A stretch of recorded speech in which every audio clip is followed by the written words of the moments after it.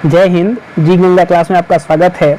आइए आज हम लोग जो अपना ऑब्जेक्टिव का सेट चल रहा था उसमें केमिस्ट्री का आज सेट होगा। आज केमिस्ट्री का सेट होगा और आज इसमें 20 प्रश्न होंगे। केमिस्ट्री का जो सेट होगा इसमें 20 प्रश्न होंगे और प्रत्येक प्रश्न के लिए मात्र आज हम 10 सेकंड का ही समय देने वाले। याद रखिएगा, आज किसी भी प्रश्न में 15 सेकंड का भी समय नहीं देंगे, केवल 10 सेकंड का समय दिया जाएगा क्योंकि बहुत ही आसान प्रश्न है आज के सेट में। याद रखिएगा। इसके अलावा हम आपको बताते चलें कि आज अभी आप लोग का क्लास जो था वो नहीं चला। उसके पीछे कारण क्या है कि अभी हाल ही फिलहाल में यानी कल हमको कोविड का टीका लगा है। कोविड का टीका लगा जिसकी वजह से थोड़ा मेरे शरीर में बहुत ज़्यादा दर्द है, पेन है और फीवर भी है। उसी की वजह से मैं क्लास नहीं ले पाया।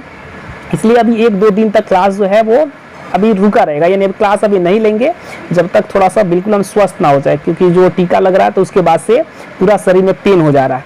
चलिए उसके बाद से जैसे ही हम स्वस्थ हो जाएंगे आपका क्लास जो होगा रेगुलर चलने लगेगा। आज का हम लोग जो सेट है उसको स्टार्ट करते हैं।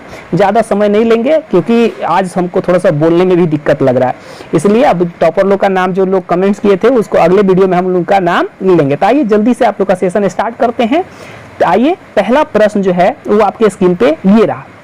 चलिए पहला प्रश्न आपके स्क्रीन पे है, जल्दी से आपको बताना है कि इसका आंसर क्या होगा। आपका समय स्टार्ट है, 10 सेकंड का समय हम आपको दिए हैं। जल्दी से बताइएगा कि आलू की चिप्स की थैली जो होती है उसमें कौन सी गैस भरी जाती है। जल्दी से बताइए, बहुत ही आसान प्रश्न है। चलिए आपका समय जो है वो समाप्त हो गया है। आइए अब जानते हैं इसका जो राइट आंसर होगा वो क्या होगा।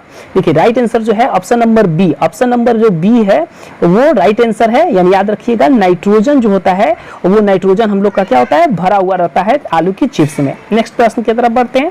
चलिए सेकंड प्रश्न आपके पास स्क्रीन पे ये रहा। समय स्टार्ट है, 10 सेकंड का इसमें भी समय है कि लोहे पर जंग लगने की क्रिया को क्या कहते हैं। बहुत ही इंपॉर्टेंट आज का सेशन है केमिस्ट्री के लिए, इसलिए आप बिल्कुल ही स्किप नहीं कीजिएगा। चलिए आपका समय जो समाप्त हो गया, इसका आंसर जानते हैं। इसका आंसर जो होगा ऑप्शन नंबर ए होगा, यानी संक्षारण। याद रखिएगा ऑप्शन नंबर ए जो है वो राइट आंसर है। नेक्स्ट प्रश्न की तरफ बढ़ते हैं। क्वेश्चन नंबर 3 जो है आपकी स्क्रीन पे ये रहा। समय स्टार्ट है, जल्दी से बताइएगा कि उपचयन को रोकने वाले पदार्थ को क्या कहते हैं। उपचयन को रोकने वाले पदार्थ को क्या कहते हैं, जल्दी से बताना है। आपका समय जो है बिल्कुल तेजी के साथ बढ़ रहा है। समय समाप्त हो गया आपका 10 सेकंड का। आइए इसका आंसर जानते हैं। ऑप्शन नंबर ए जो होगा वो राइट आंसर होगा। याद रखिएगा, यानी प्रति उपचायक कहा जाता है, यानी उपचयन को रोकने वाले जो पदार्थ होते हैं उसको प्रति उपचायक के नाम से जाना जाता है। नेक्स्ट प्रश्न की तरफ बढ़ते हैं। Question number 4। चलिए क्वेश्चन नंबर 4 आपके सामने है। समय स्टार्ट है। लोहे के संक्षारण में कौन सी अभिक्रिया होती है, जल्दी से बताना। आज बोले तो आज का प्रश्न बहुत ही इंपॉर्टेंट है एग्जाम की दृष्टि से, जल्दी से बताइएगा। चलिए आपका समय समाप्त हो गया है। आइए अब जानते हैं राइट आंसर इसका क्या होगा। तो याद रखिएगा उपचयन। याद रखिएगा उपचयन, यानी ऑप्शन नंबर बी जो है राइट आंसर है। लोहे के संक्षारण में कौन सी अभिक्रिया होती है, तो उपचयन की अभिक्रिया होती है। नेक्स्ट प्रश्न की तरफ बढ़ते हैं। Question number 5। चलिए समय स्टार्ट है आपका, 10 सेकंड का ही समय है इसके लिए भी।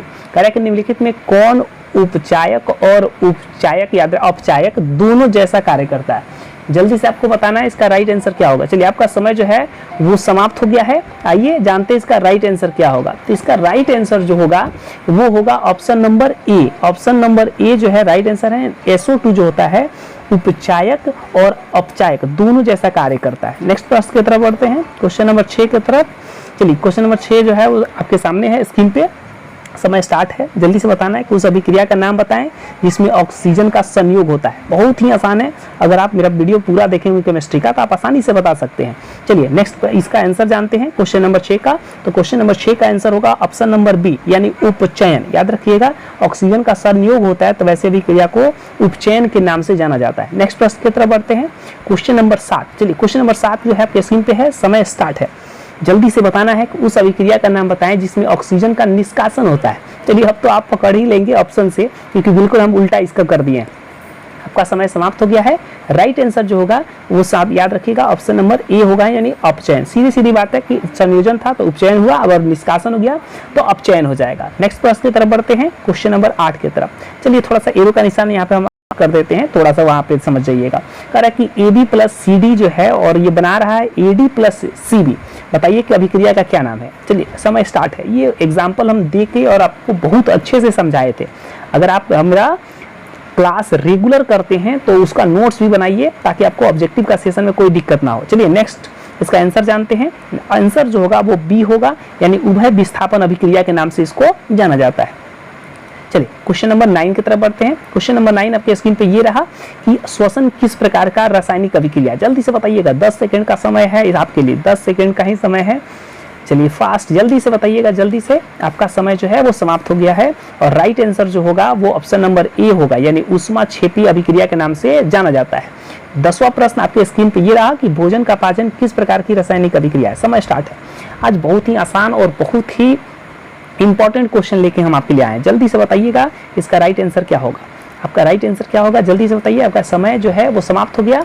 राइट आंसर जो होगा क्वेश्चन नंबर 10 का वो होगा वियोजन। याद रखिएगा, ऑप्शन नंबर जो डी होगा वो राइट आंसर होगा। चलिए 10 प्रश्न हो गया है। अब आपको मालूम है कि आपको क्या करना है वीडियो को, तो जल्दी से आप क्या करना है, लाइक करना है जल्दी से। चलिए जल्दी से अभी लाइक कर लीजिए, लाइक कीजिए पहले जल्दी से वीडियो को, और उसके बाद हम आगे बढ़ते हैं। जल्दी से आप लोग लाइक कर दीजिए, दोस्तों को शेयर कीजिए, और ज्यादा से ज्यादा अपने दोस्तों के पास बताना है कि आप लोग ऑब्जेक्टिव सेशन से जुड़िए। जल्दी से बताइएगा और लाइक कीजिएगा। आइए नेक्स्ट प्रश्न की तरफ हम बढ़ते हैं, क्वेश्चन नंबर 11 की तरफ। क्वेश्चन नंबर 11 आपके सामने ये रहा कि अभिक्रिया के पश्चात बनने वाले नए पदार्थ को क्या कहते हैं। समय स्टार्ट है, आपको जल्दी से बताना है। ये तो आप लोग आंख बंद करके बता दीजिएगा, क्योंकि इतने अच्छे ढंग से हमने आपको ये सारा कोर्स में करवा दिया है। चलिए समय आपका समाप्त हो गया है। राइट आंसर जो होगा वो आपको मालूम है कि प्रतिफल होता है जो अभिक्रिया के फलस्वरूप बनता है, यानी ऑप्शन नंबर बी जो है राइट आंसर है। नेक्स्ट प्रश्न की तरफ बढ़ते हैं। क्वेश्चन नंबर 12, अभिक्रिया में भाग लेने वाले पदार्थ को क्या कहते हैं। बहुत ही मजेदार सवाल है। आज तो हमको लगता है कि सारे बच्चे 20 में 20 क्वेश्चन को सही करेंगे। और कमेंट जरूर कीजिएगा, कमेंट जरूर कीजिएगा कि आपका कितना सही हुआ। चलिए आपका समय जो है वो समाप्त हो गया है। राइट आंसर जो होगा आपको मालूम है, ऑप्शन नंबर ए होगा, ये अभिकारक होगा राइट आंसर। नेक्स्ट प्रश्न की तरफ बढ़ते हैं। क्वेश्चन नंबर 13, दूध से दही का बनना। अरे भाई ये तो बहुत ही आसान प्रश्न आ गया। जल्दी से बता दीजिए कि दूध से दही का बनना कैसा परिवर्तन होता है। जल्दी से बताइएगा, बहुत ही एकदम छोटा मोटा क्वेश्चन है, आप लोग आंख बंद करके मार दीजिएगा। चलिए आपका समय समाप्त हो गया है। राइट आंसर आपको मालूम होगा ना कि बी होगा, यानी रासायनिक अभिक्रिया होता है। नेक्स्ट प्रश्न की तरफ बढ़ते हैं, क्वेश्चन नंबर 14 की तरफ। कौन सा पदार्थ बिना ज्वाला के जलता है। चलिए अब तो और ही आसान है, बताना है आपको कि कौन सा पदार्थ बिना ज्वाला के जलता है। समय स्टार्ट है आपका, 10 सेकेंड का ही समय है, जल्दी से बताइएगा। आपका समय समाप्त हो गया है। राइट आंसर की तरफ बढ़ते हैं। Right answer option number C होगा, यानी कोयला। नेक्स्ट प्रश्न की तरफ बढ़ते हैं। क्वेश्चन नंबर 15, कैल्शियम कार्बोनेट को कहते हैं। बताइए कैल्शियम कार्बोनेट को क्या कहा जाता है। चलिए आपका समय स्टार्ट है। अब बड़ी मजेदार है, 5 प्रश्न जो है वो बहुत मजेदार है, इसलिए पूरा का पूरा जरूर आप टेस्ट दीजिए और कमेंट्स करके बताइए कि आपका कितना सही हुआ। आपका समय समाप्त हुआ। राइट आंसर की तरफ बढ़ते हैं। इनमें से सभी, यानी कैल्शियम कार्बोनेट को चौक भी कहा जाता है, चूना पत्थर भी होता है और संगमरमर भी होता है। नेक्स्ट प्रश्न की तरफ बढ़ते हैं। चलिए सल्फ्यूरिक अम्ल का अणुसूत्र बताना है। चलिए बहुत ही मजेदार सवाल आ गया है। अब आपको 5 सवाल जो होगा वो फॉर्मूला बेसिस होगा। जल्दी से बताइएगा सल्फ्यूरिक अम्ल का अणुसूत्र क्या होता है।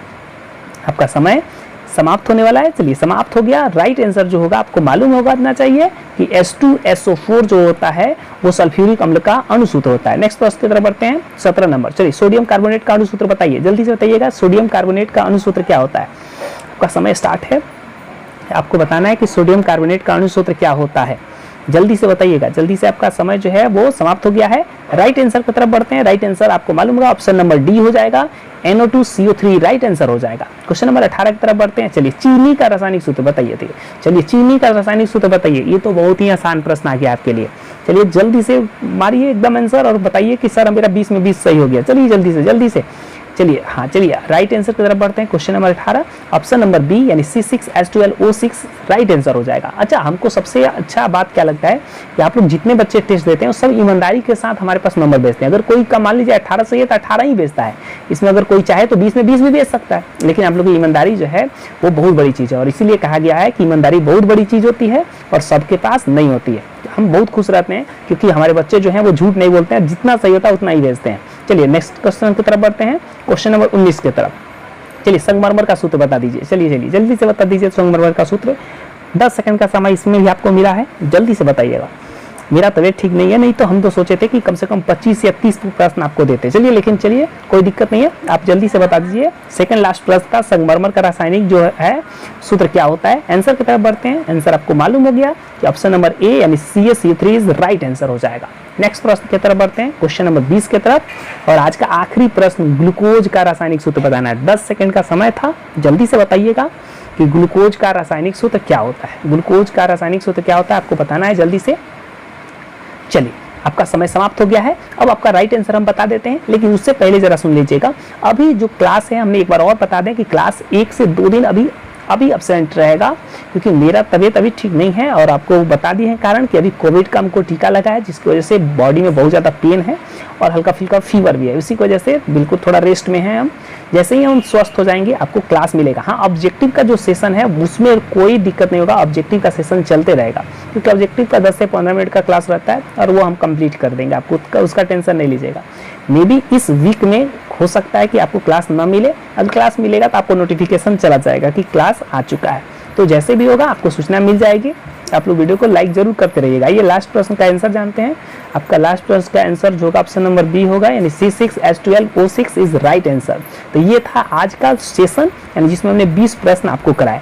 आपको कमेंट्स करके बताना है कि आपका कितना प्रश्न हुआ। अच्छा, एक और चीज हम आपसे बोलेंगे, आप लोग क्या कीजिएगा ना कि आपके जितने भी फ्रेंड होंगे, आपके जहाँ पढ़ते हैं, कोचिंग में पढ़ते थे, अभी जहाँ क्लास बंद हो चुका है, तो उन सबको जोड़िए, क्योंकि हमने आपको पहले ही कह दिया था कि बहुत ही जल्द आपका पूरा का पूरा हम सिलेबस इस पर कवर करवाएंगे। अच्छा, अगर आप लोग चाहें तो हम लोग अगर कहिएगा तो हम लोग SST का भी ऑब्जेक्टिव का सेशन शुरू कर देंगे। SST का भी ऑब्जेक्टिव, जैसे हिस्ट्री का ऑब्जेक्टिव का सेशन अगर कहिएगा, हिस्ट्री का, ज्योग्राफी का, इकोनॉमिक्स का, तो ऑब्जेक्टिव सेशन हम शुरू कर देंगे अभी तत्काल में। लेकिन अगर सिलेबस की बात होगी तो हम वो उसको हम पढ़ाएंगे, लेकिन अभी 1-2 मतलब इस मंथ में नहीं, इस मंथ के बाद से आपका SST का क्लास स्टार्ट होगा। लेकिन ऑब्जेक्टिव का अगर कहिएगा तो ऑब्जेक्टिव का सेशन स्टार्ट कर देंगे। चलिए, आज के सेशन में इतना ही। वीडियो देखने के लिए आपका बहुत बहुत धन्यवाद।